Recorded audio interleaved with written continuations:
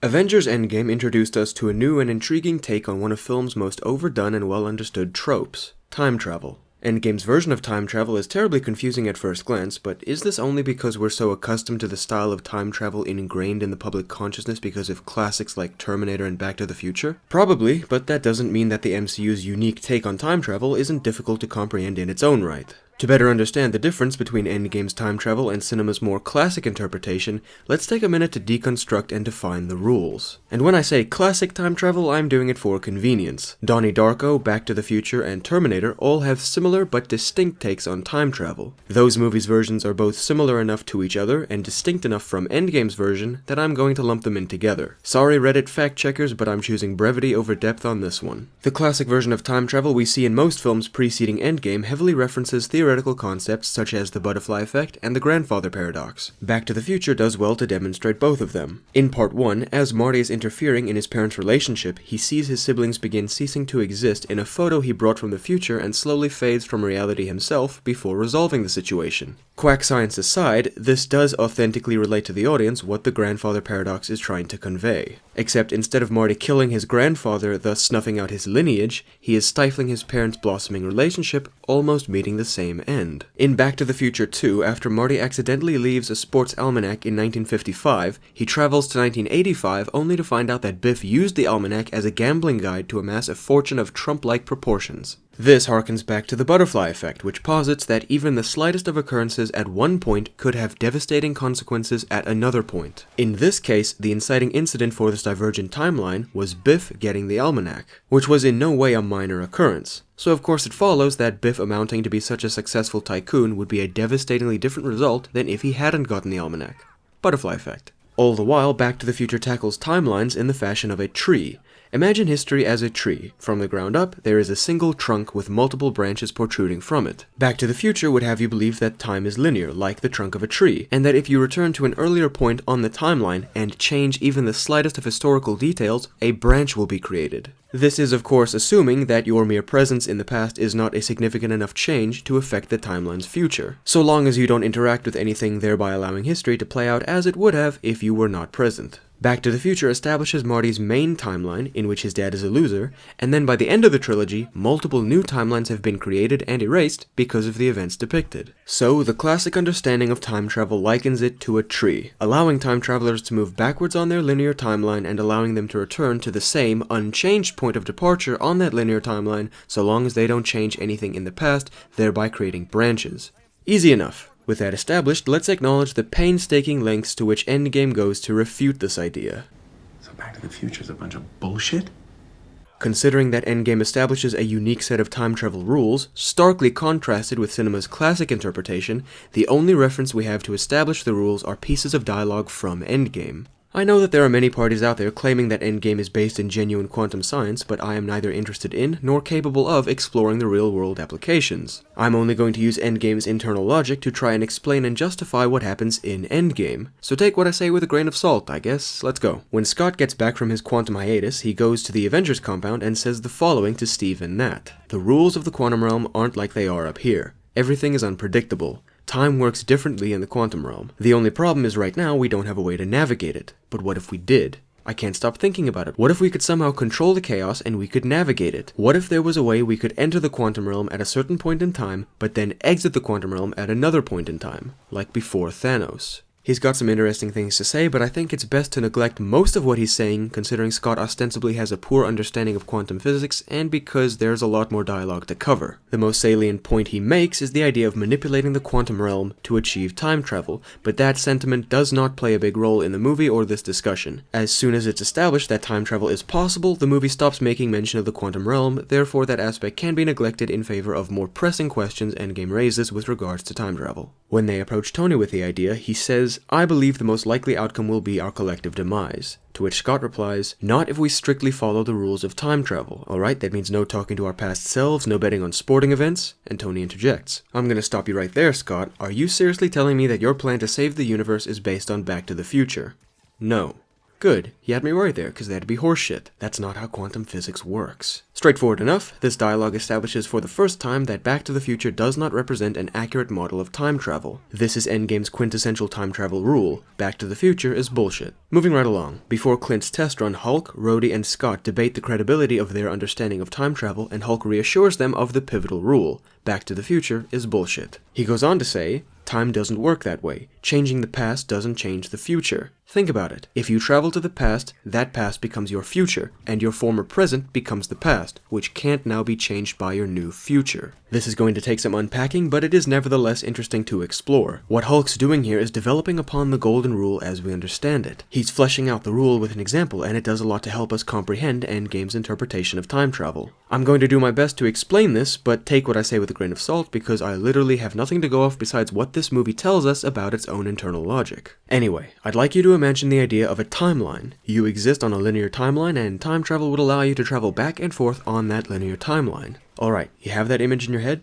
Good. Now delete it from your mind. Literally, just forget everything about the trunk and the branches. I want you to instead think of time as an intangible, abstract force that moves forward, whether we'd like it to or not, and cannot be traveled through backwards. So imagine that you have a time machine and play hopscotch with history, going backwards and forwards in order to change your reality, but for some reason, the changes you make in the past are inconsequential and literally absent when you return to the present you set out to change. What's going on? Back to the Future led you to believe that changing the past would alter your present, but was deeply mistaken. Think again about the game of history hopscotch. Let's say you departed from 2010 to change something that happened in 2000. So you went back in time to the day before that event occurred and undid it. But when you return to 2010, it still happened. So you decide to cut the roots even deeper, going back to 1990 and stopping the event from ever being able to happen. But 2010 remains unchanged. So you go back to 1950 in order to undo the events that would set up for the events of what happened in 2000 to take place, thereby making it absolutely impossible for them to take place, but still the present is the same. Why? Because the only timeline that actually applies to you is your own. The timeline is not the series of events between 1950 and 2010. You are perpetually moving forwards through time and cannot change that. So in fact, your exploits in 2000, 1990, and 1950 were not the past, they were your future. And when you arrived in those places, they became your present, thus making your present in 2010 the past, which cannot in any way be impacted by the present or future. The timeline is not what you traveled through, it is what you are currently living in, and it only goes one way, meaning that the historical hopscotch does not take place in alternate branches of the past, rather it constituted part of your future. Whereas Back to the Future presents us with a version of time travel that appears tree-like, Endgame offers an interpretation that is far more akin to a multilane highway. Time is the highway, the different lanes are parallel timelines, and our universe is a car in one lane. The car can only move forwards because going backwards, in its own lane, breaks the rules of time travel, and traveling through time would simply mean switching lanes. So with this model, it is far more understandable how making changes in a different lane has no bearing on your lane of origin. Thus, whatever changes you make in another timeline only affect that timeline, no matter how far back it is compared to your own. If the term timeline is a bit too confusing, then try thinking of the different lanes as parallel universes instead. It serves the same purpose. The lanes are just copies of each other that all move in the same direction, because that is a fundamental rule of time. So what Endgame proposes is more like dimension hopping than time travel, really. But it's okay, I'm not going to get hung up on semantics when there's more to go over. Back to the Future is bullshit does not cover it. We need to elaborate on this rule. How about we change it to something like, changing the past does not change the future. That gets more to the heart of the matter, I think. Next, we have Bruce's encounter with the Ancient One, during which Miss Swinton tells us, the Infinity Stones create what you experience as the flow of time. Remove one of the stones, and that flow splits. Now, this may benefit your reality, but my new one, not so much. In this new branch reality, without our chief weapon against the forces of darkness, our world would be overrun. Millions will suffer. So tell me, Doctor, can your science prevent all that? Bruce replies with, no, but we can erase it, because once we're done with the stones, we can return each one to its own timeline at the moment it was taken, so chronologically, in that reality, it never left. The concern the Ancient One raises is valid. She's worried about Dormammu and Mads Mikkelsen taking over the world, and rightly so. Hulk reassures her by saying that the Avengers will use the stone for as long as they need to and then promptly return it to the moment it left, meaning that it will only have been gone for seconds at most, thereby leaving the flow of time unimpeded. Can't fault that logic. It's what Tilda said in her opening line that raises eyebrows. The Infinity Stones create what you experience as the flow of time. What does that even mean? Time is a fundamental force of nature, we can't exist without it. If removing a stone means stopping the flow of time, then surely Hulk borrowing a stone, even if only for a moment, would break the universe. This is such a strange way of wording it. If the stones create what we experience as the flow of time, then by removing a stone, wouldn't that halt the flow of time? This quote-unquote answer only raises more questions. But hey, at least the mainline universe still has all its stones. We use the stones to destroy the stones. Fuck. Was the Ancient One lying or just incompetent? Something is clearly amiss because someone's story isn't adding up. Either Thanos is lying about destroying the stones, or the Ancient One is just plain wrong about how the flow of time functions. Considering she's a closet devil worshipper, I'm putting my money on her pulling the wool over poor Brucey's eyes here. Aside from the Ancient One's confusing opening line, the time travel still works coherently. Nothing has been introduced that contradicts our pivotal rule, and because her line about the flow of time doesn't, strictly speaking, interfere with the highway model as Endgame established it, we can opt to ignore her satanic ramblings for now. The last example of Endgame's time travel we have to explore is Cap's departure to return the stones to their original timelines. And remember, you have to return the stones to the exact moment you got them. You're gonna open up a bunch of nasty alternative realities. Don't worry, Bruce. Clip all the branches. Where is he? I don't know. He blew right by his timestamp. He should be here. Well, get him back. I'm trying. Get him the hell back. Yeah, son, I'm trying. And they were doing so well up until this point. In short, after Cap had visited the alternate realities and put the Infinity Stones back, he traveled to a past where he lived out an entire life with Peggy. Now, this could make sense, but the movie does not do a good job of justifying it. Let's keep in mind, changing the past does not change the future.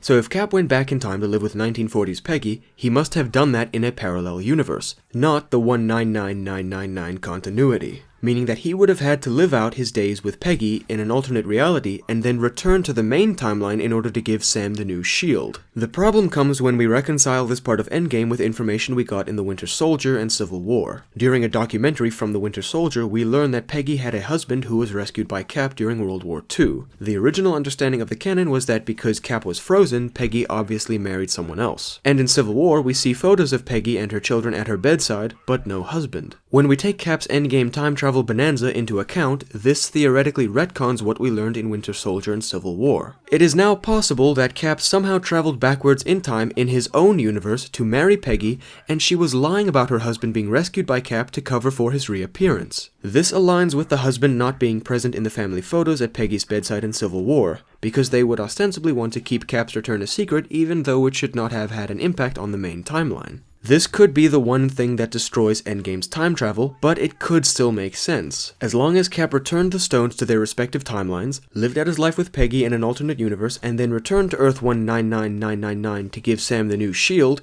the rules haven't been broken and the logic remains intact. However, if Cap traveled back in time to become the husband Peggy lies to protect and exclude from family photos, then we can officially call Endgame's time travel borked. Why? Because for Cap to be the husband mentioned in the documentary and absent from the family photos, he would have had to have moved backwards in his own lane of traffic, thereby breaking the rules that Endgame established. This fundamentally ruins the movie because if Cap could do that, then the Avengers could have just...